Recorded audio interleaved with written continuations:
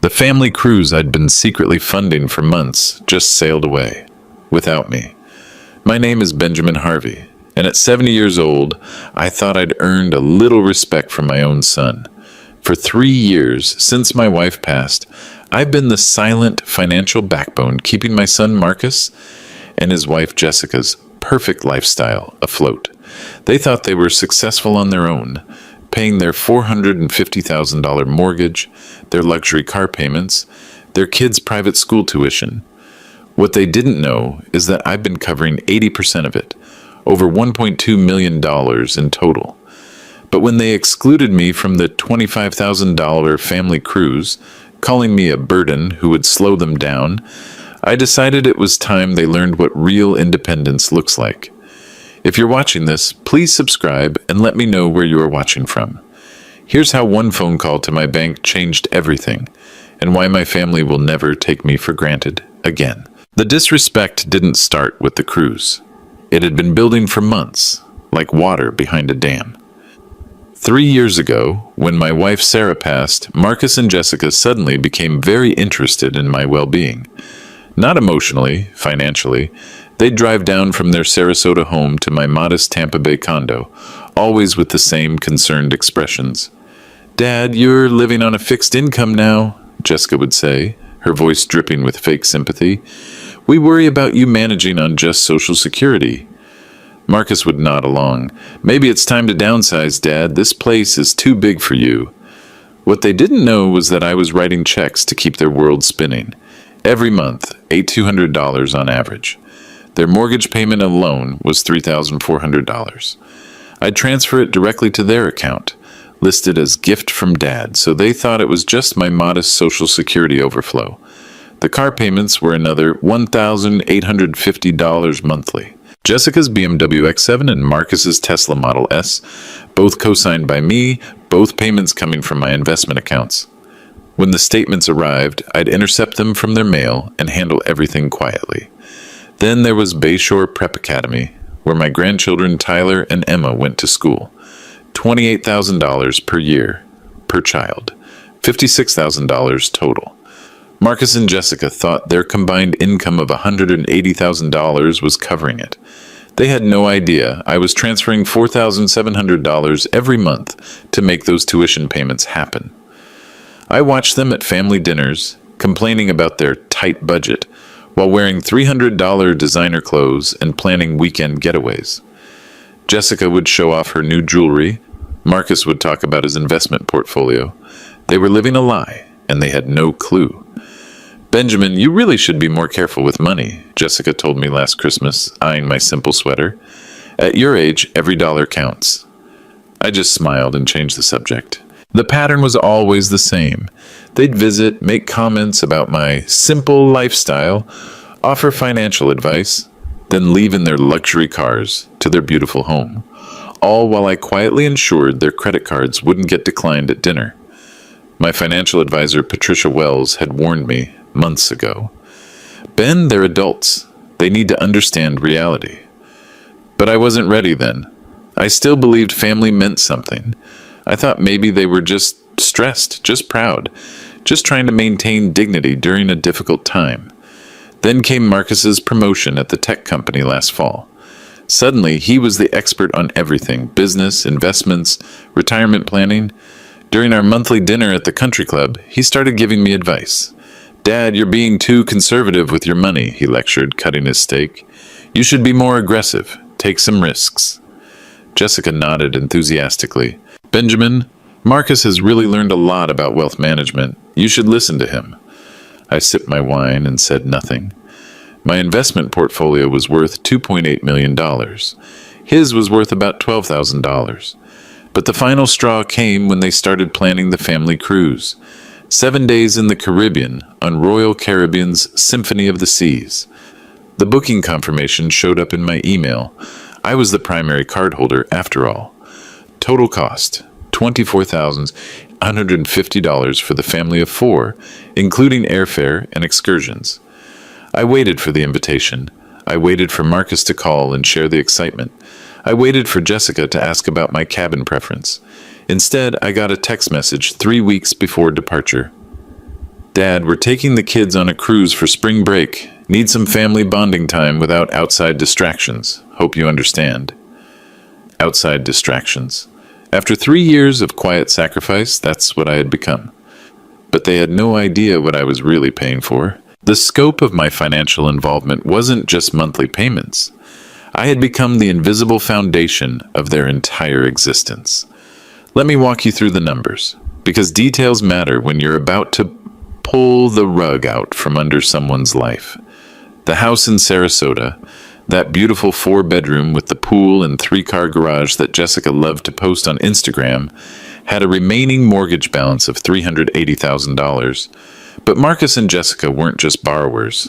I was the co-signer. More than that, I had been making the actual payments since month 6 when they temporarily fell behind. Their credit applications always listed their household income as $180,000. What they never mentioned was the additional $98,400 I transferred annually to make their lifestyle possible. Without my support, their debt-to-income ratio would have disqualified them for a credit card at a gas station, let alone a $500,000 home. The vehicles were the same story. Jessica's BMW X7, $85,000, with monthly payments of $950. Marcus's Tesla Model S, $95,000, payments of $900. Both loans required a cosigner due to their mediocre credit scores. Both payments came from my Bank of America investment account, transferred seamlessly to their checking account on the 15th of every month. I had copies of everything: bank statements going back 36 months, payment confirmations, cosigner agreements, email chains with loan officers who knew me by name. Patricia Wells had insisted on detailed record keeping from the beginning. Ben, if you're going to do this, document everything. Family or not, money changes people. She was right. I had a filing cabinet in my home office with manila folders for each major expense category. Mortgage payments, $124,400 total. Car payments, $66,600 total. School tuition, $168,000 total. Miscellaneous credit card bailouts, emergency repairs, and birthday gifts, another $43,000. Total financial support over 3 years, $1,235,000, more than $1 million. And they thought I was living on Social Security. But the real kicker was the joint checking account. When Marcus graduated college, we'd opened it together for emergencies. Over the years, I'd quietly made myself the primary account holder with full access to their main banking. They saw the monthly deposits and assumed they came from Marcus's direct deposit. They never looked closely at the routing numbers. I could see everything. Every purchase, every payment, every transaction. Jessica's weekly spa appointments at $180 per visit. Marcus's golf club membership at $450 monthly. Their grocery bills averaging $800 per week. For a family of 4, they were spending money like lottery winners while thinking they were budgeting. The cruise was just the latest example. When they booked it, the $24,850 charge hit their credit card, but their credit limit was only $15,000. The difference came from the automatic overdraft protection I'd quietly arranged, linked directly to my investment account.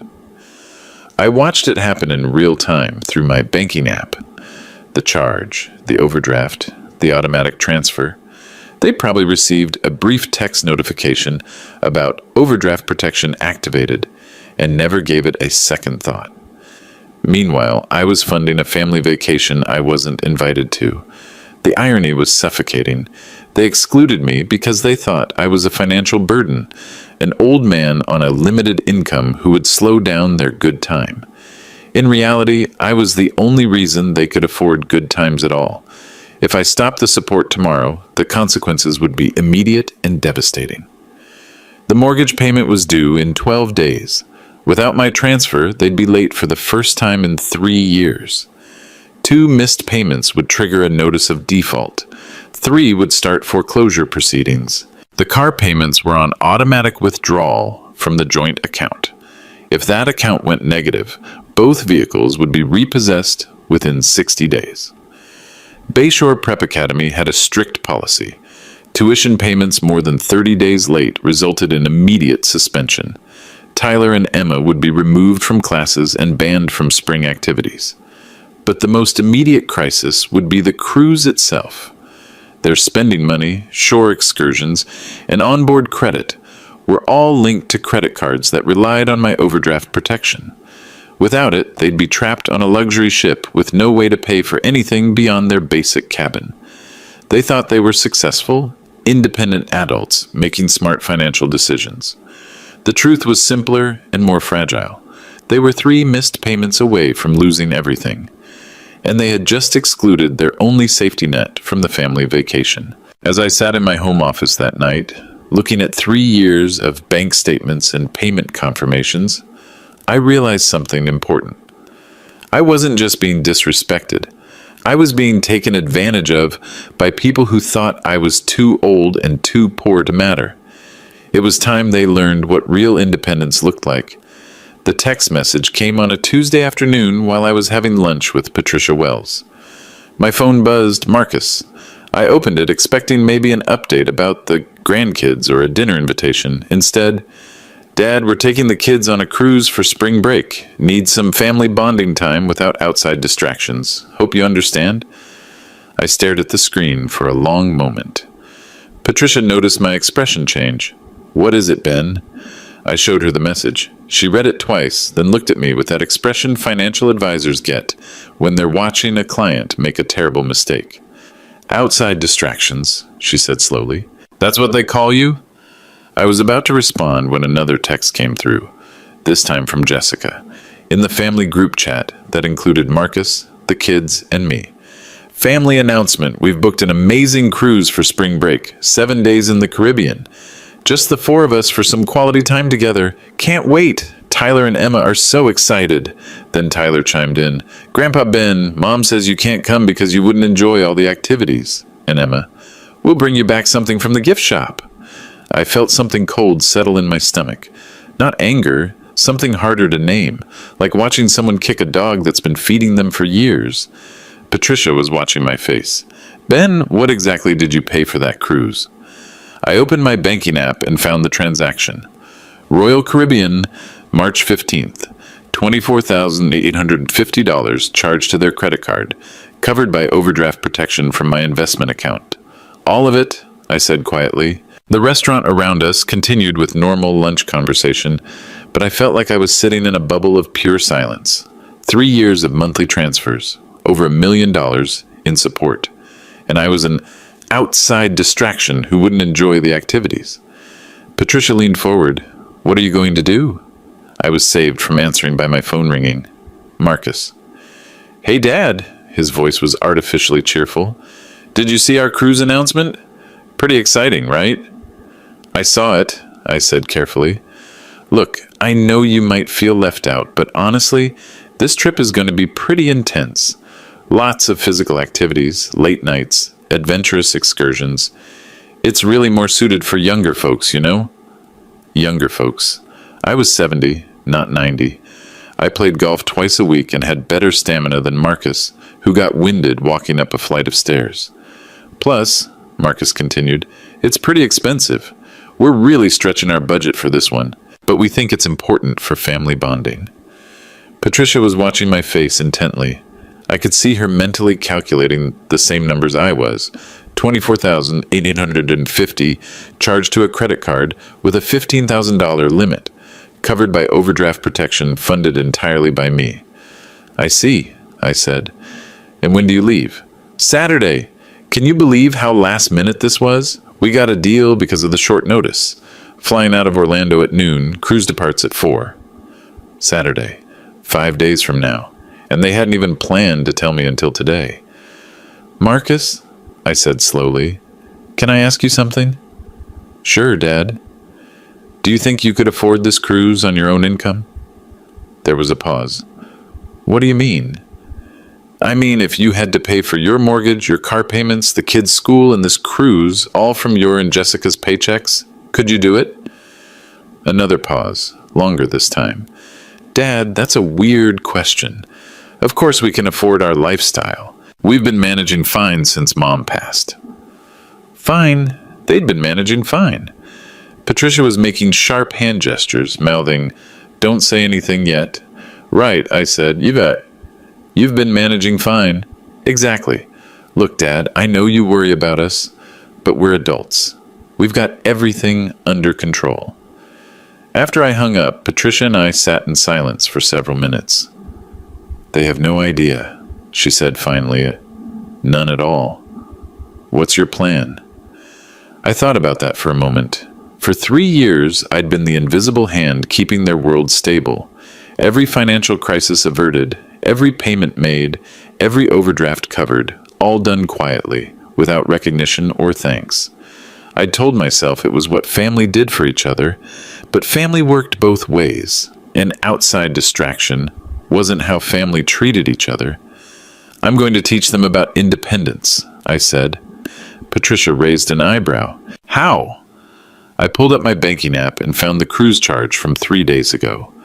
Right below it was the automatic overdraft transfer, $9,850 from my investment account to cover the difference between their credit limit and the cruise cost.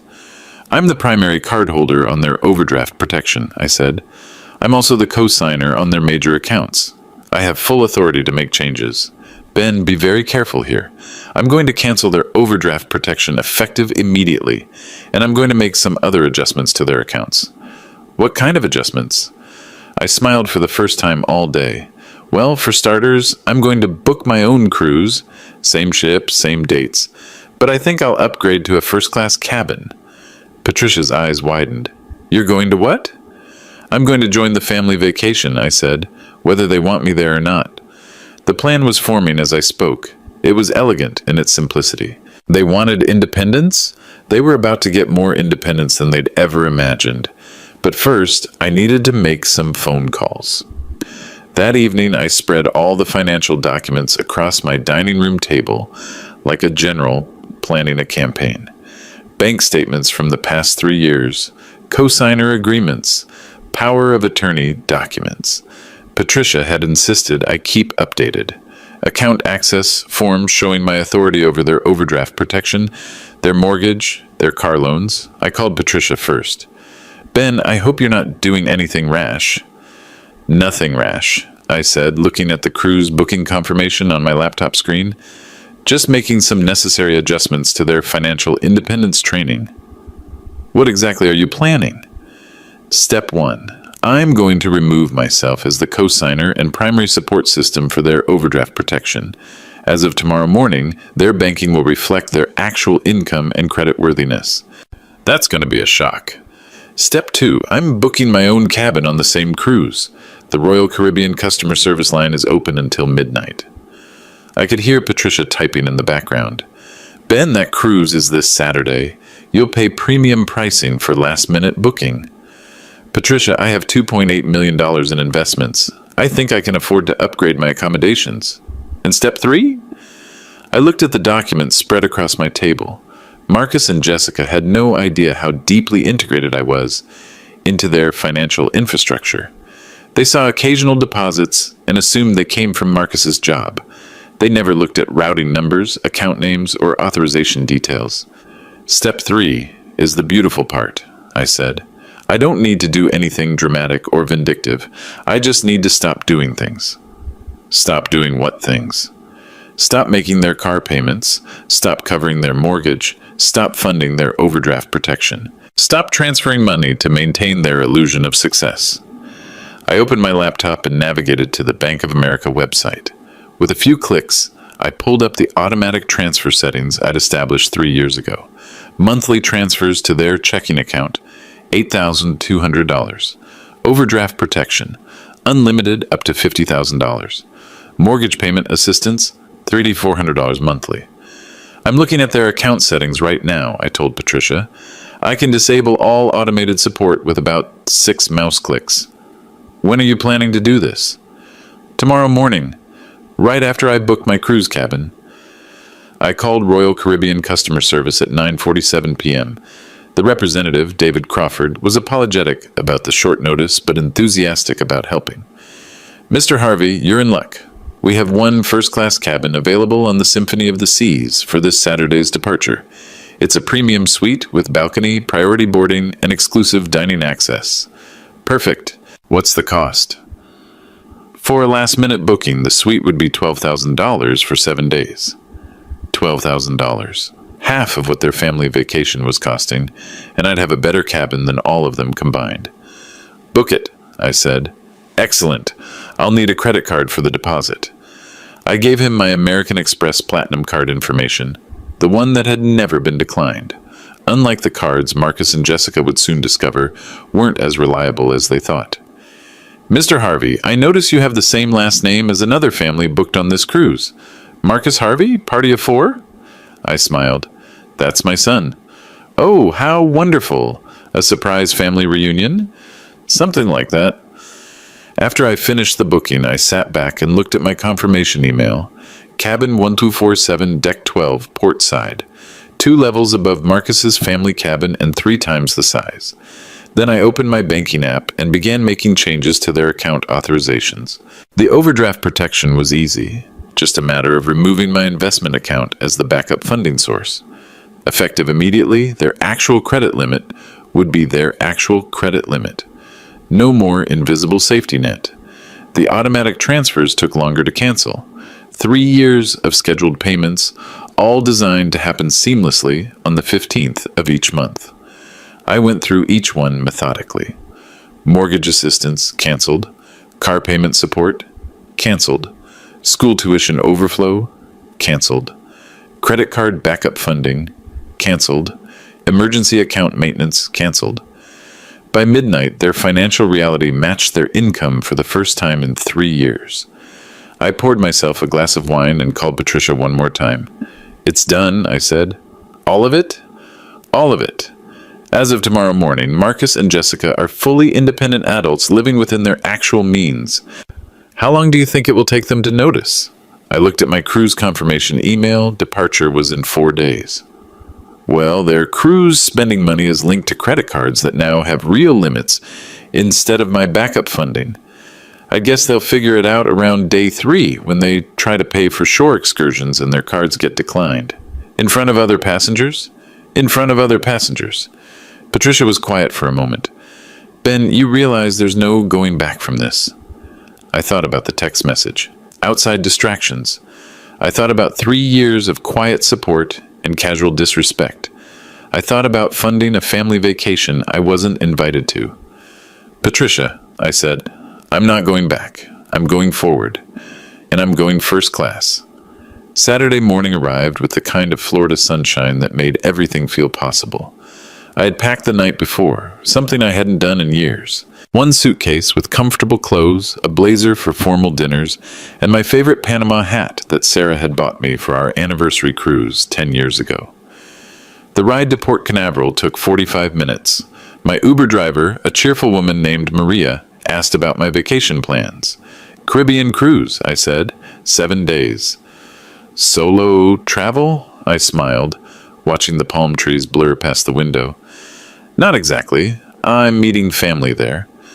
What Maria didn't know was that my family had no idea I was coming. At 11:30 a.m., I checked in at the Royal Caribbean Terminal. The first class line was refreshingly short, just 2 couples ahead of me.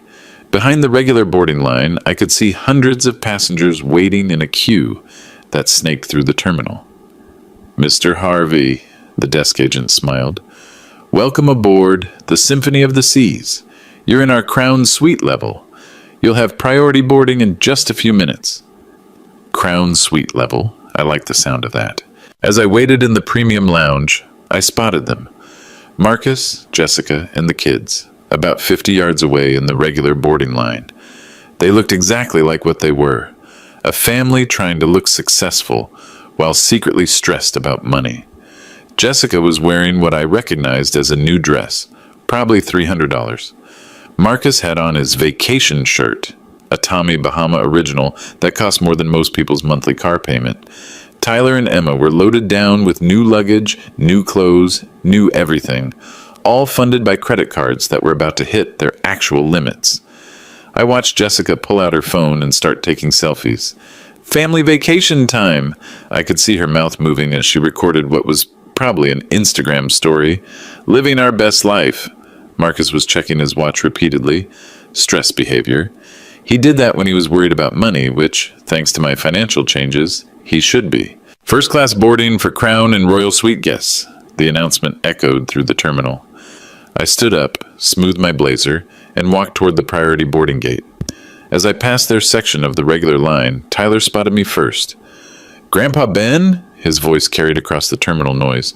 "Grandpa Ben!" Marcus and Jessica turned around simultaneously. The expressions on their faces went through several phases rapidly. Surprise, confusion, panic, and finally forced smiles. I walked over to their place in line. "What a coincidence," I said pleasantly. "Dad," Marcus's voice was strained. "What are you doing here?" "Taking a cruise," I said. "Same as you." Jessica was looking around frantically as if checking whether other passengers were watching this family reunion. They were. "But Dad," Marcus lowered his voice, "we talked about this. This trip is really for family," I finished. "I know. That's why I'm here." "First call for Crown and Royal Suite passengers," the announcement repeated. I smiled at my grandchildren. "Tyler, Emma, I'll see you on board. I need to get going."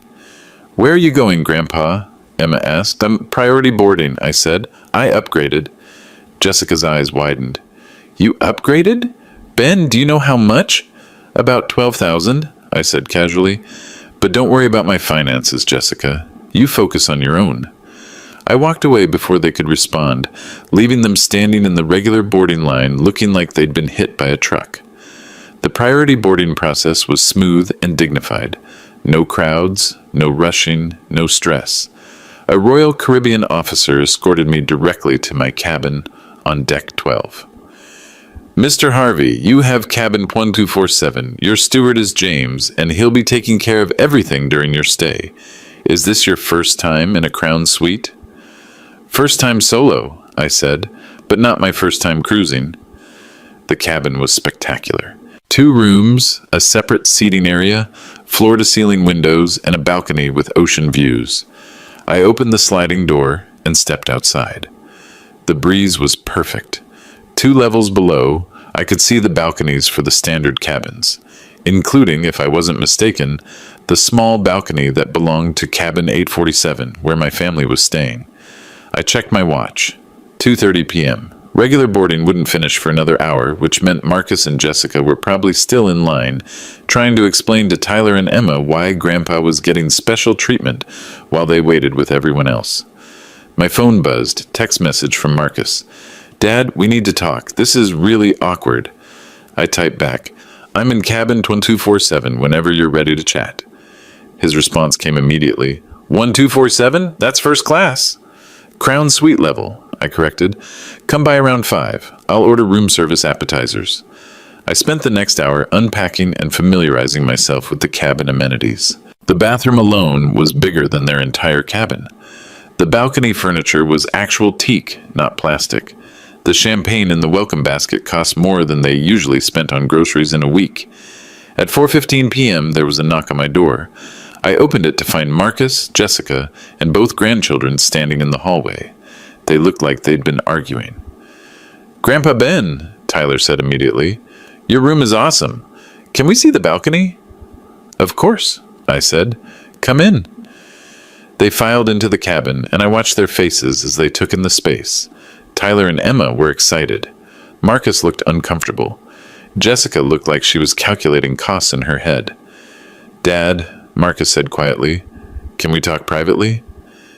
"Kids," Jessica said with forced brightness, "why don't you explore the balcony?" Once Tyler and Emma were outside, Marcus closed the sliding door behind them. "Dad, what's going on?" "I'm taking a vacation," I said simply. "This suite must have cost a fortune," Jessica said. "Are you sure you can afford—" I held up my hand. "Jessica, let me stop you right there. My finances are my business. Your finances are your business. Let's keep it that way." Marcus was looking around the cabin with an expression I couldn't quite read. "Dad, about what I said earlier, about family time." "You were clear," I said. "You wanted independence. I'm giving it to you." And that's when they should have started asking questions. The disaster began on Tuesday evening, day 3 of the cruise.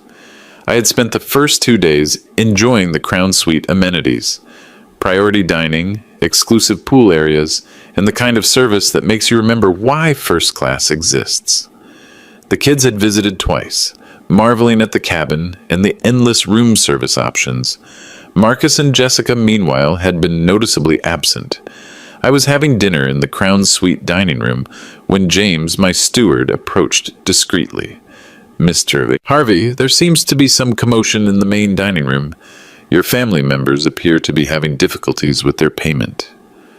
I set down my wine glass. What kind of difficulties? Credit card issues, sir. Multiple declined transactions. I had been wondering when this moment would arrive.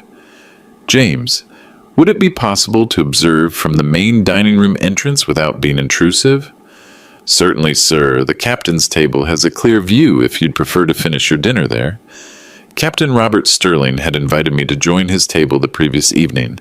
Apparently, my sailing history and Crown Suite status made me worthy of attention. I'd accepted for tonight, not knowing it would provide front row seats to my family's financial education.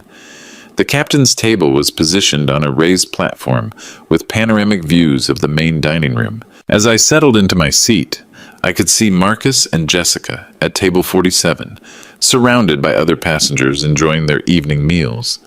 Captain Sterling noticed my attention. Benjamin, is everything all right? Family business, I said quietly, may be worth observing. From our elevated position, I could see the entire scene unfolding below. Marcus was holding a credit card, speaking intensely to their server. Jessica had her phone out, repeatedly pressing buttons. Tyler and Emma sat quietly, looking confused and increasingly embarrassed. The server, a professional young man who clearly dealt with payment issues regularly, was being diplomatic, but his body language suggested this wasn't going well. "Problem with the card, sir?" I heard Captain Sterling murmur. "It would appear so." I watched Marcus try a second card, then a third. Each attempt resulted in the same polite shake of the head from the server. Other passengers at nearby tables were beginning to notice. Not obviously staring, but that subtle awareness you get when someone else's private crisis is happening in public.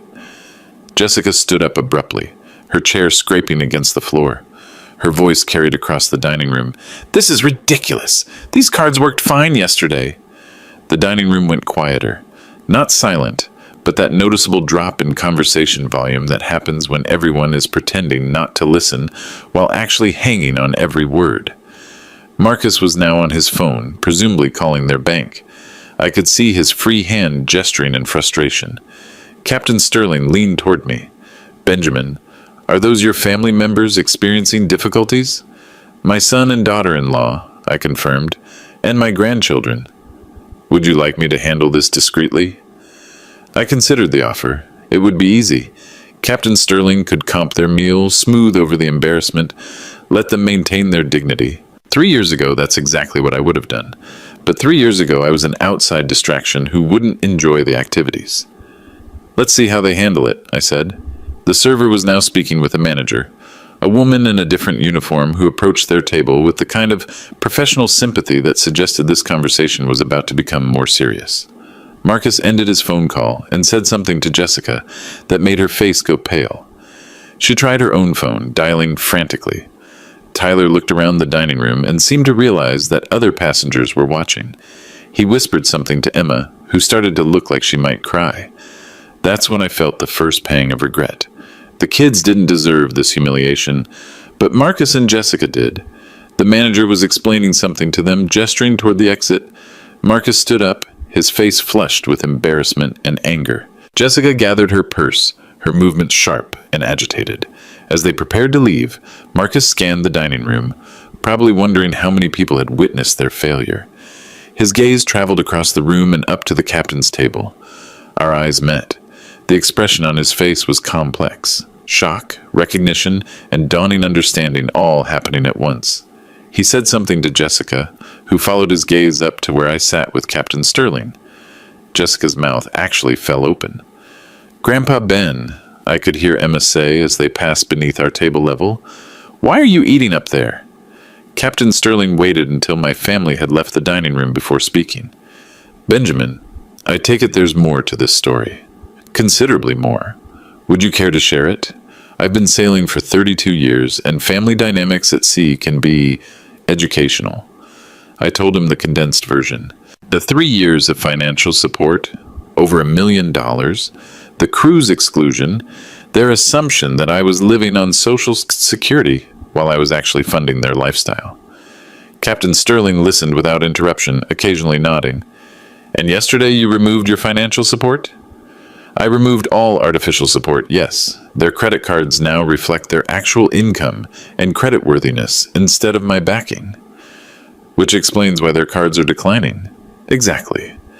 Captain Sterling was quiet for a long moment, looking out over the dining room where other families were enjoying their vacations without financial drama. Benjamin, in my experience, there are 2 kinds of people who book crown suites last minute. Those who have money they haven't told anyone about, and those who are spending money they don't actually have. He gestured toward the exit, where my family had disappeared. Your family assumed you were the second type. They treated you accordingly, and now they're learning which type they actually are. Indeed. My phone buzzed with a text message from Marcus. Dad, we need to talk. Now. I showed the message to Captain Sterling. The accounting has begun, he said, with a slight smile. 35 years of cruise management teaches you that money problems never stay hidden at sea. No matter how well people think they've concealed their financial situation, 7 days in close quarters reveals the truth. He paused to sign a dinner check that a server had brought over. The question now is whether your family learns humility or simply learns resentment. I stood up from the table. I suppose I'm about to find out. Benjamin, Captain Sterling called as I prepared to leave. For what it's worth, I've seen a lot of family financial dynamics over the years. What you've done, removing artificial support, it's not cruel, it's educational. Thank you, Captain. And Benjamin, your Crown Suite privileges include priority access to the business center and ship-to-shore communication. If your family needs to make calls about their financial situation, those resources are available. I smiled. At standard rates, of course. At standard rates. As I walked toward the elevator to return to my cabin, I passed the ship's business center. Through the glass door, I could see Marcus and Jessica at computer terminals, frantically trying to access their online banking. Tyler and Emma sat nearby in chairs, still looking confused and embarrassed. It was time for that conversation. The knock on my cabin door came 20 minutes after I returned from dinner. I opened it to find Marcus alone. His vacation shirt was wrinkled, his hair disheveled from running his hands through it. He looked like a man who had just discovered his entire life was built on quicksand. Dad, we need to talk. Come in. He entered the Crown Suite and immediately noticed the difference since his last visit. I had room service appetizers laid out, a bottle of wine open, and the balcony doors open to let in the ocean breeze. Where are Jessica and the kids? She's dealing with the credit card situation. The kids are at the teen center. Marcus sat down heavily in one of the suite's leather armchairs. Dad, what the hell's going on? You're experiencing financial independence, I said, pouring myself a glass of wine. Isn't that what you wanted? Our cards aren't working. 5 different credit cards all declined. The bank says we're over our limits, but that's impossible. I sat down across from him. Why is it impossible? Because we've never been over our limits. We're responsible with money. I set down my wine glass and looked at my son. Really looked at him. At 42, Marcus still had the entitled expression of someone who had never faced real consequences. Marcus, how much do you think your mortgage payment is? What? Why are you asking it? Humor me. How much per month? $3,400. And your car payments? About $900 total for both cars. School tuition for Tyler and Emma? He paused. Around $4,700 monthly. So roughly $8,000 in major expenses each month, before utilities, food, insurance, and other living costs. Right. And your combined income after taxes is what? Marcus shifted uncomfortably. About $12,000 monthly. I pulled out my phone and opened a calculator app. $12,000 income minus $8,000 in major expenses equals $4,000 for everything else. We budget carefully. So you live on $4,000 monthly for food, utilities, insurance, gas, clothing, entertainment, and miscellaneous expenses? Yes.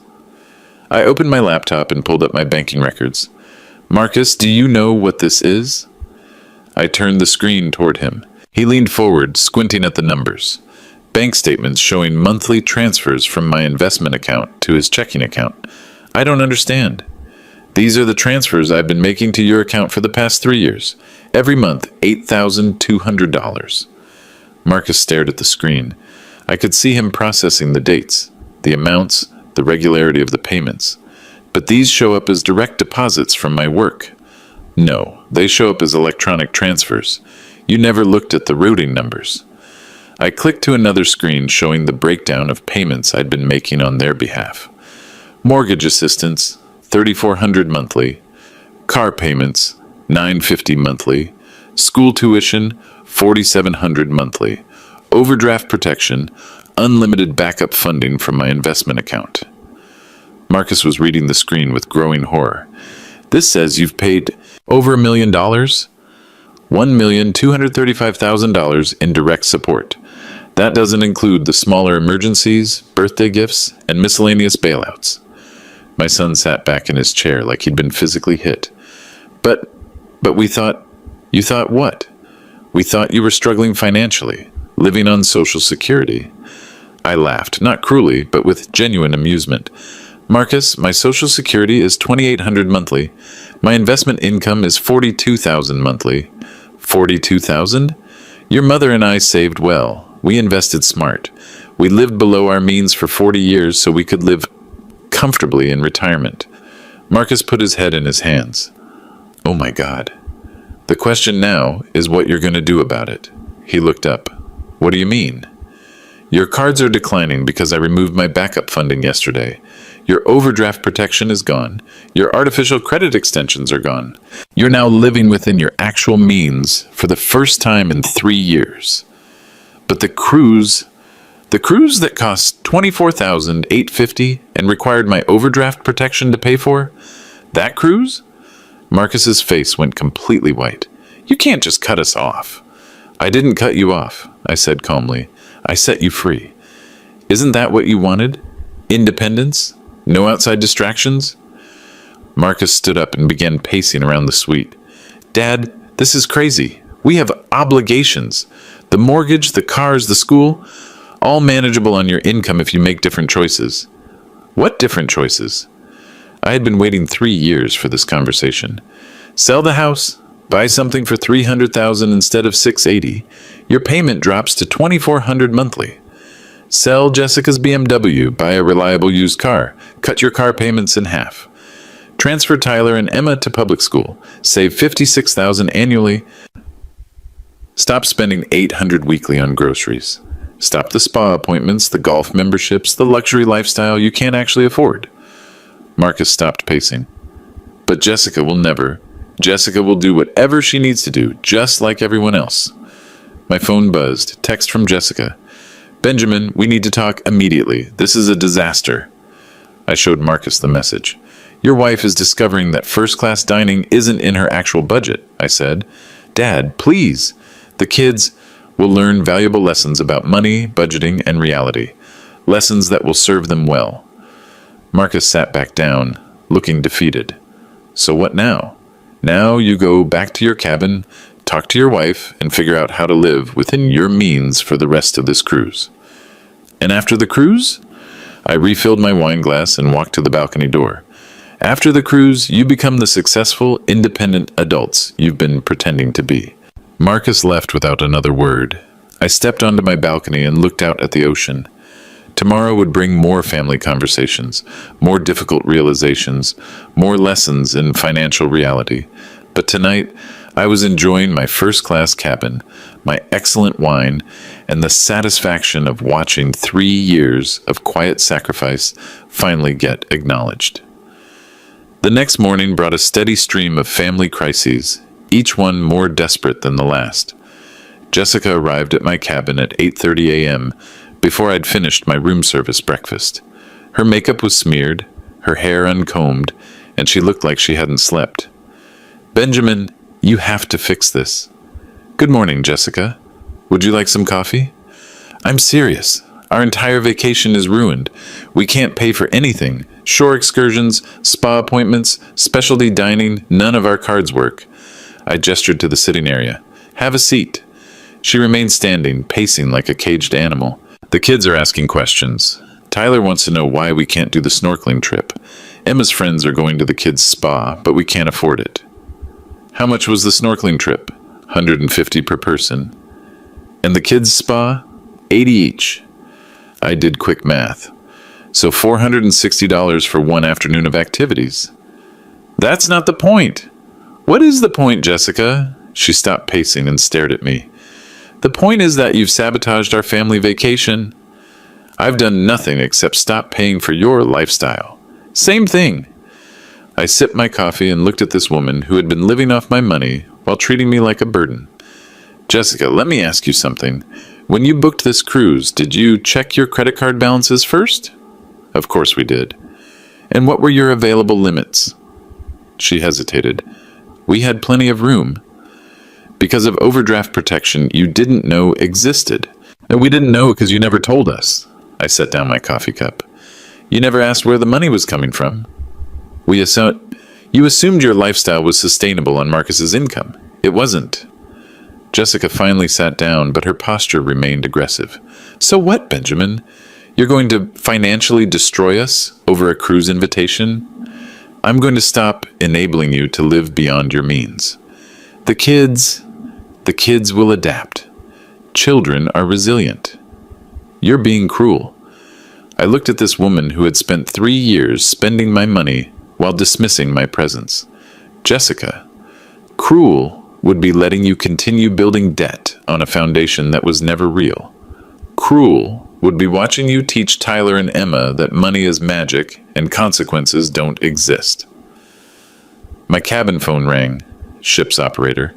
"Mr. Harvey, you have a call from Patricia Wells." Perfect timing. "I'll take it," I said, then looked at Jessica. "This is my financial advisor. You might want to listen." I put the call on speaker. "Ben, how's the cruise?" "Educational," I said. "I have Jessica here with me. She's learning about financial independence." "Ah," Patricia's voice was carefully neutral. "How is that process going?" "There have been some adjustment challenges." Jessica leaned forward toward the phone. "Ms. Wells, this is Jessica Harvey. Benjamin has cut off all our credit without warning. Our family vacation is ruined." "Mrs. Harvey, I'm sorry you're experiencing difficulties, but to clarify, Benjamin didn't cut off your credit. He simply stopped subsidizing credit you never actually qualified for." "That's the same thing." "No, it's very different. Your available credit now reflects your actual income and creditworthiness. What you had before was artificial." I could see Jessica processing this slowly. "Patricia," I said, "can you explain to Jessica what their financial picture looks like going forward?" "Certainly. Based on their current income and expenses, the Harvey family has several options. They can reduce their housing costs by approximately 40%, eliminate luxury vehicle payments, and transition to public education. These changes would create a sustainable budget. And if they don't make those changes? Without Benjamin's support, they would face mortgage default within 60 days, vehicle repossession within 90 days, and educational interruption for the children." Jessica's face had gone completely pale. "But we can't just sell our house." "Why not?" Patricia asked. Because it's our home." "It's a home you can't afford," I said quietly. Jessica stood up abruptly. "This is insane. Marcus and I are going to figure this out ourselves." "I hope you do." After she left, Patricia and I continued our conversation privately. "Ben, how are you holding up?" "Better than expected. It's clarifying." "And the grandchildren?" "They're confused, but adapting. Kids understand fairness better than adults do." That afternoon, I saw Marcus at the pool deck. He was sitting alone while Tyler and Emma played in the water with other kids. I approached his deck chair. "How's Jessica handling the new reality?" Marcus looked up at me with exhausted eyes. "She's talking about borrowing money from her parents. That's between her and her parents." "Dad, I understand why you're doing this. But the kids... I sat down in the adjacent chair. Marcus, what do you want Tyler and Emma to learn about money? He was quiet for a long moment. I want them to be responsible. Then show them what responsibility looks like. We sat in silence, watching the grandchildren play. Two kids who were about to learn that happiness doesn't require unlimited spending. The final conversation happened on our last night at sea. I was enjoying a quiet dinner on my cabin balcony when Tyler and Emma knocked on the door. They were alone, the first time I'd seen them without their parents all week. Grandpa Ben, Emma said as they settled into the balcony chairs, can we ask you something? Of course. Tyler, at 16, was direct. Mom and Dad are saying you're being mean by not helping with money anymore. Emma nodded. But we don't understand why you were paying for stuff anyway. I set down my dinner fork and looked at my grandchildren, two kids who deserved honest answers. Tyler, Emma, do you know what your parents earn at their jobs? Tyler shrugged. Dad makes good money. He's always talking about his salary. And do you know what things cost? Your house, your cars, your school? Emma thought for a moment. Mom says everything's really expensive. That's true. Everything is expensive. More expensive than your parents can afford with their income. So you were helping? I was paying for most of it. Tyler's eyes widened. Most of it? About 80% of your family's expenses. Emma looked confused. But why didn't they know? Because I didn't tell them. I thought I was helping, but really I was making it possible for them to live in a way that wasn't real. Tyler, old enough to understand money better, asked the important question. So what happens now? Now your parents have to make some changes. You might move to a smaller house. You might go to public school. You might not take expensive vacations.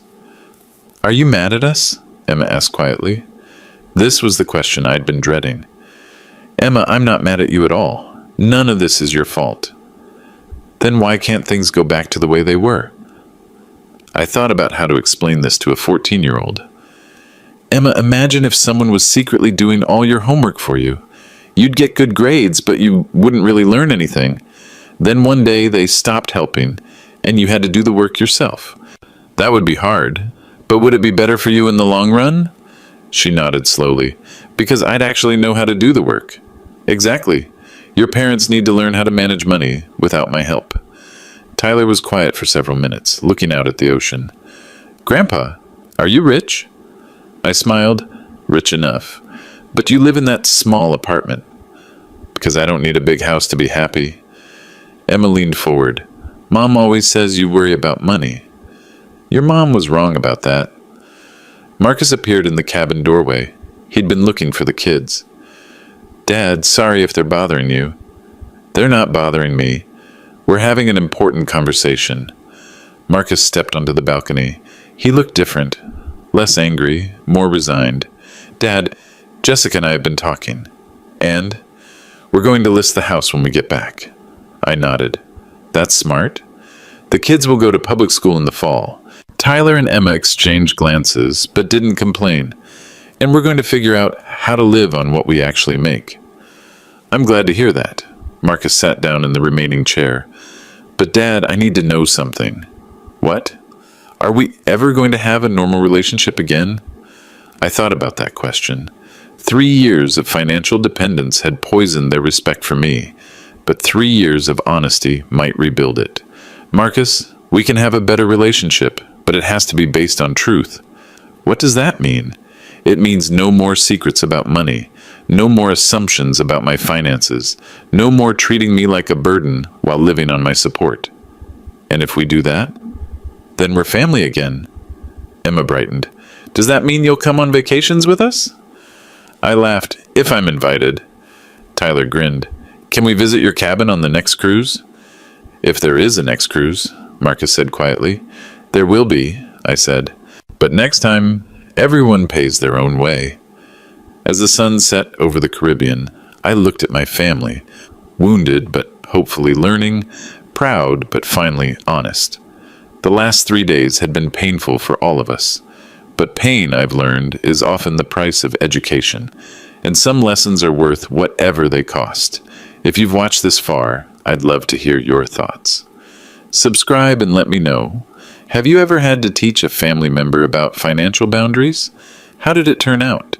Sometimes the greatest gift you can give someone is the truth, even when they don't want it.